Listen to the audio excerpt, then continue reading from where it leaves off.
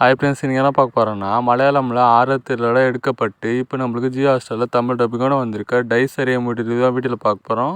So இந்த review பார்க்கறது முன்னாடி சேனல் லைக் பண்ணிவிட்டு ஒரு சப்ஸ்கிரைப் மட்டும் பண்ணிக்கோங்க. இந்த மூவியோட வளையல் என்னென்னா, இந்த மூவியோட ஸ்டார்டிங்கில் ஒரு பொண்ணு கிணத்துல குதித்து செத்துட்டு இருக்கோம். அப்படியே அங்கே கட் பண்ணால் இங்கே ஹீரோ காட்டுறாங்க. ஹீரோ ஒரு பணக்கார பையன். ஹீரோவுக்கும் அந்த பொண்ணுக்கும் ஏற்கனவே சம்மந்தம் இருக்கும். அந்த கிணத்துல குதித்து செத்த பொண்ணுக்கு ஹீரோவும் அந்த பொண்ணு ஆல்ரெடி லவ் பண்ணியிருந்திருப்பாங்க. பட் அந்த பொண்ணு எதுக்கு செத்துச்சுன்னு ஹீரோக்கும் தெரியல. அதுக்கப்புறம் ஹீரோ போய் பார்க்குறாரு அங்கே வீட்டில். அந்த பொண்ணு வீட்டுக்கு போய் வந்ததுக்கப்புறம் ஹீரோ வீட்டில் ஒரு அமானுஷமான விஷயம்லாம் நடக்குது. அதுக்காண்டி ஹீரோவும் பயப்படுறாரு. அதுக்கு இந்த பொண்ணு தான் காரணம்னு நினைக்கிறாரு. பட் அந்த பொண்ணு அதுக்கு காரணம் இல்லை. அதுக்கப்புறம் சில பிரச்சனைலாம் ஹீரோ லைஃப்பில் வருது.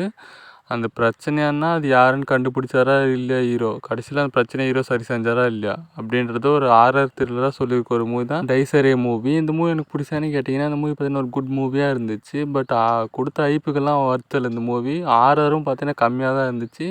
ஃபர்ஸ்ட் ஹாப்லாம் ஆர்ஆரே வச்சுருக்காங்க. செகண்ட் ஹாப்லாம் சுத்தமாக ஆர்ஆரே இல்லை. இந்த மூவியோட ஃபர்ஸ்ட் ஹாப் பார்த்தீங்கன்னா சூப்பராக கொண்டு போயிருந்தாங்க. ஃபர்ஸ்ட் ஹாப்பில் ஆர்ஆர் சீன்லாம் நல்லாவே வச்சுருந்தாங்க. பட் செகண்ட் ஹாப்பில் பார்த்தீங்கன்னா அதுக்கு ஆப்போசிட்டாக இருந்துச்சு. செகண்ட் ஹாப் சுத்தமாக ஒர்க் ஆகல. செகண்ட் ஹாப்பில் ஏதாச்சும் ஒரு ஆர்ஆர் சீன் வச்சுருந்தா நல்லா இருந்திருக்கும்.